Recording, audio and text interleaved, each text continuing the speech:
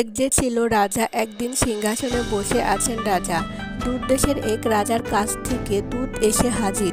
কোনো কথা না বলে সে রাজা সিংহাসনের চারপাশে খড়ি দিয়ে এক ডন্ডি কেটে নীরবে সরে দাঁড়ালো।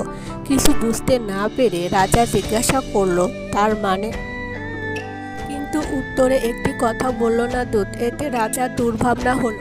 উজির, নাজির, পাত্র, মিত্র সবাইকে ডেকে বলল, সিংহাসনের চারপাশে এই দাগটার মানে কি বের করো। উজির, নাজির, পাত্র, মিত্ররা মন দিয়ে দাগটা দেখলো, কিন্তু কিছুই ধরতে পারল না। রেগে মেগে রাজা বলল, ধিক ধিক সবাইকে, রাজ্যে আমার এমন কি কেউ নেই যে আমার সিংহাসনের চারপাশে এই দাগটার মানে বুঝতে পারে?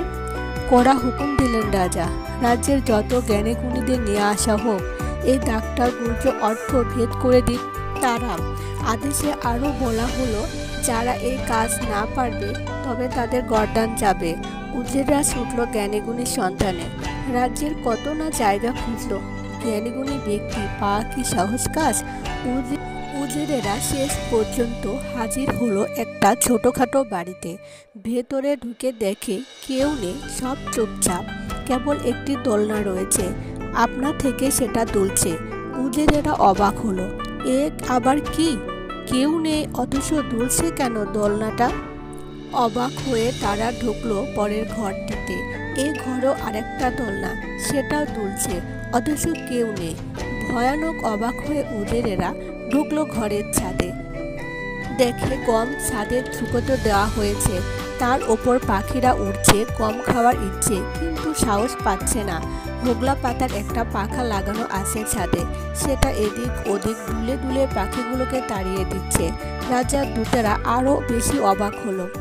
হোগলা পাতার পাখা এত জোরে কেন দুলছে? শুধুই তারা একজন অন্যজনকে। কোনো হাওয়া নেই, আশেপাশের গাছগুলোতে ডালপালার খসখসানি নেই। ছাদ থেকে তারা আবার নেমে এলো নিচে। এবার ঢুকলো শেষ ঘরটিতে।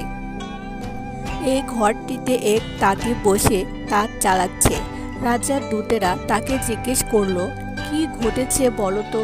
তোমার ঘরে, ফাঁকা ঘরে আপনার থেকে দোলনা দুলছে কি করে?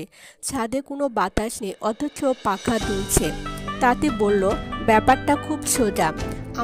আমার তাঁতের সঙ্গে 3টি সুতো বেঁধে রেখেছি।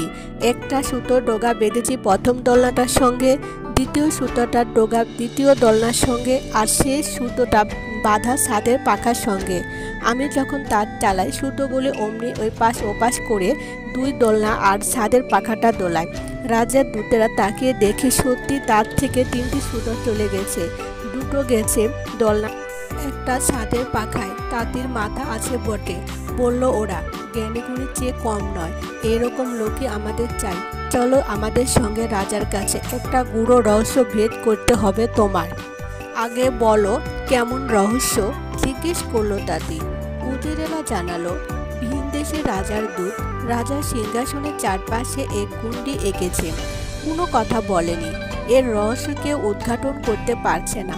তুমি যদি এই রহস্য ভেদ করতে পারো, তাহলে রাজা তোমায় অনেক উপকরণ দেবে। রাজার লোকদের কথা শুনে তাঁতি গভীরভাবে কি যেন ভাবলো। তারপর ছেলেরা যা দিয়ে গুটি খেলে তেমন 2টি গুটি নিয়ে পকেটে পুরল। তারপর একটা মুরগি ধরতে গেল। কিছুই বুঝতে না পেরে মুখ চাওয়াচাওয়ি করলো উজিরেরা। একজন জিজ্ঞেস করলো, মুরগি নিয়ে কি হবে তোমার? কাজে লাগবে। ছোট্ট করে জবাব দিয়ে তাঁতি ঝাঁপির মধ্যে পুরল মুরগিটিকে। তারপর সবাই চলল রাজার কাছে। প্রাসাদে এসে তাঁতি রাজাকে সম্মান জানিয়ে সিংহাসনের চারপাশে আকাশ সাদা দাগটা দেখল। তারপর বিদেশি দূতের দিকে চেয়ে হেসে তার সামনে ছুঁড়ে ছেলেদের দেবে খেলার ওই গুটি 2টো। বিদেশি দূত কোনো কথা না বলে এক মুঠো দানা ছড়িয়ে দিল মেঝের উপর। তাঁতিও হেসে ঝাঁপি থেকে মুরগিটি বের করে ছেড়ে দিল। ঝটপট দানা খুঁটে খেতে লাগলো মুরগি। কিছুক্ষণের মধ্যে মেঝের ওপরে সব দানা খেয়ে ফেলে মুরগিটি একটিও দানা আর পড়ে রইল না। এই দেখে একটিও কথা না বলে চলে গেল বিদেশি দূতটা। রাজা এবং উপস্থিত সবাই এতক্ষণ অবাক হয়ে দেখছিল এদের দুজনের এই আচরণ। কি যে তার মানে কেউ বুঝে উঠতে পারল না।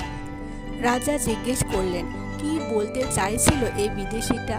তাতে বলল, দূতটি বলতে চেয়েছিল যে ওদের দেশের রাজা আমাদের দেশের সঙ্গে যুদ্ধে নেমে চারিদিক থেকে ঘেরাও করবে আমাদের। জানতে চেয়েছিল মহারাজ হার মেনে নেবেন নাকি লড়াই করবেন। আপনার সিংহাসনের চারপাশের ওই ঘুঁটিটার এই হলো অর্থ। রাজা বললেন, তা বটে, এবার বেশ বোঝা যাচ্ছে, কিন্তু গুটি দুটি তুমি ওর সামনে ছুঁড়ে ফেললে কেন বুঝলাম না। তাতে বলল, গুটি ছেড়ে দিয়েছিলাম এর জন্য যে সে বুঝে নিক আমরা ওদের যে এত বেশি শক্তিশালী যে কেউ আমাদের সাথে পারবে না। আমি ওকে দেখিয়ে দিলাম আমাদের কাছে তোরা শিশু, বরং গুটি নিয়ে খেলা করগে, যুদ্ধ করতে আসিস না। রাজা বলল, তা বটে, তোমার কথা শুনে এ ব্যাপারটাও এখন বেশ বুঝতে পারছি। এবার বলো, বিদেশিটা মেঝের ওপর এক মুঠো দানা ছড়িয়ে দিল কেন? তুমি বা কেন ঝাঁপি থেকে মুরগিটা ছেড়ে দিলে? তাঁতি বলল, এটা বোঝা কঠিন নয়। এক মুঠো দানা ছড়িয়ে দেখাতে চেয়েছিল যে তাদের সৈন্য সামন্ত অগণিত। আমি তার জবাব মুরগিটা দিয়ে বুঝিয়ে দিলাম, ওরা যদি যুদ্ধ করতে আসে তবে ওদের একটি সৈন্য বেঁচে ফিরতে পারবে না।